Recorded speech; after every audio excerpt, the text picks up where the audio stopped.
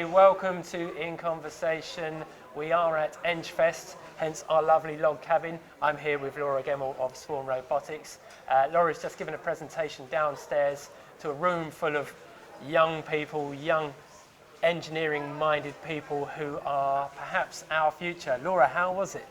Well, I was a little bit nervous, but the children were so involved and it was great to present to a room full of really enthusiastic people, and they asked some amazing questions at the end. Perfect. So you are an engineer with Swarm Robotics. Mm-hmm. Can you tell us a bit of what Swarm Robotics do for those that may not have heard of you? Yeah, so Swarm Robotics is basically taking inspiration from biology. So you've seen flocks of birds moving around, you've seen how people move when they're walking around the tube.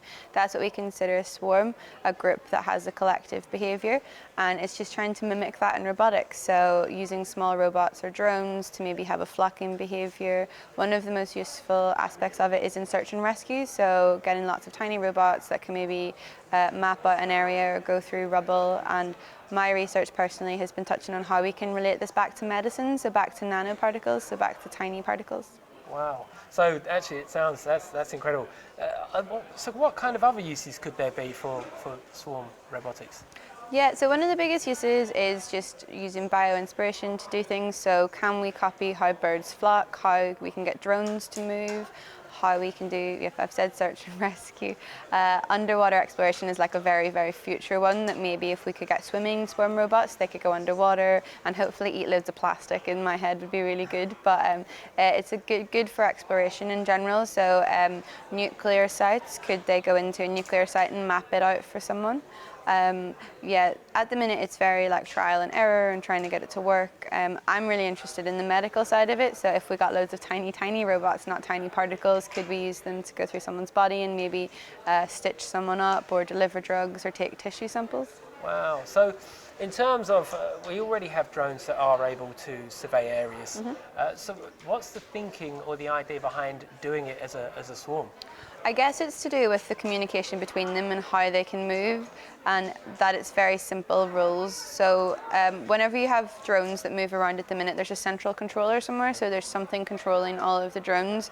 The idea with Swarm Robotics is kind of how the birds move. So when birds move in that lovely flocking pattern like this, it looks like they have a leader, but they actually don't. Every bird is just following 3 really simple rules, which is stay close to your neighbour, not too close, and point in the general direction of the swarm. That's how Swarm Robotics works. It means they can be lighter, they're cheaper to engineer, you get collective behaviours from very simple programming. So when we see birds in the sky, Mm-hmm. and they're flying around and interacting, I mean, it's a spectacle to see. How do you enable these robotics to not collide?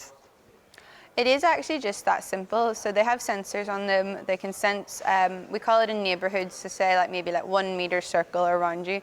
Any of the other robots or birds, you can sense them, you know they're there because you communicate with them. So knowing that they're there, you can kind of work out how far apart you are from them, and you just tilt on your next move very slightly that way to not knock into them.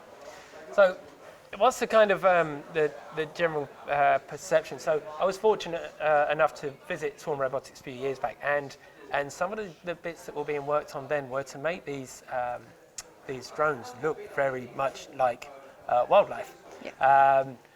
I mean, what is the idea behind that? Why do we want to replicate wildlife? I guess it's just taking stuff from biology. So, but if you look particularly at small animals like insects, they have lots of really interesting characteristics about them. Like ants can lift things quite like more than their weight. How ants go through ant colonies is very interesting. It's just they display interesting behaviours that maybe we might want to have in robotics in the future. It's why some people build humanoid robots. Humans are quite interesting, so we try to copy the interesting characteristics. The way fish swim is quite interesting. If you wanted to build a robot that was going to be in the water, why would you not try it a biological way if that's how biology has worked out? That is the best way to do it. Well, often with robotics, we have this kind of fear of seeing humanoids or human robots because we start to feel a little bit uneasy. Is there that kind of same take up from people when they see these robotics that look like perhaps birds? Not really. So there is a robot which is being worked on quite a lot in Sheffield, and it looks like a rabbit, and it really looks like a plastic rabbit, and it's really cute. And I've never heard anyone say it's creepy. Everyone quite likes that it looks like a rabbit. However, the Boston Dynamics dog that kind of looks like a dog, have you seen it with the four legs? I have, yes. Yeah. So it's quite creepy. It creeps me out, but I think it's because it's dog-like and it's not a dog, and there's something almost sinister about it. Humanoid robots are interesting though. I think it's because when they look good, you worry about them replacing you, whereas having a pet rabbit that's made out of like wires isn't the biggest deal in the world. So, slightly different. There was a TV series, Black Mirror, I don't know if you've seen it, where they have a swarm of bees. Yes. And the idea behind this swarm of bees were to help pollinate. Yep. Is that something that could happen? We know that the bees at the moment are declining, and it's a serious problem that we have. Could Swarm Robotics be a way to perhaps help with that? So this was actually one of the questions at the end of my talk, so everybody seems to be thinking about this. Yes, I do think in theory Swarm Robotics could help with that. I do, however, think that we should be trying to save the bees rather than building robots that can replace them. And maybe we could build robots that could help the bees, because one of the reasons bees are declining is because there's less wildlife, they're being less pollinated, the flowers. If we could build bees that maybe, like bee robots that maybe helped with that, rather than trying to replace the bees, we could maybe try and save the bees that way. I'm all for that answer. Perfect. Just sticking with Black Mirror, I don't know if you're familiar with it, but obviously we know the turn in which, spoiler alert, where the bees are then hacked and they behave in a undesirable way. Is that a concern that perhaps Swarm Robotics have, or is there a means to kind of iron that out to the public so that there isn't this kind of fear?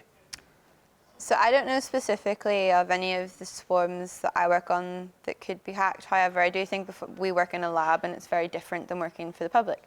At the minute, there's a massive push on Internet of Things, which is like the connected devices like Alexas, and there's a massive security risk in all of that, but they're still commercial devices that are sold. So I do think I'm a security advocate, and I'm very into privacy and security, and I do think there's a lot of work to be done in that space.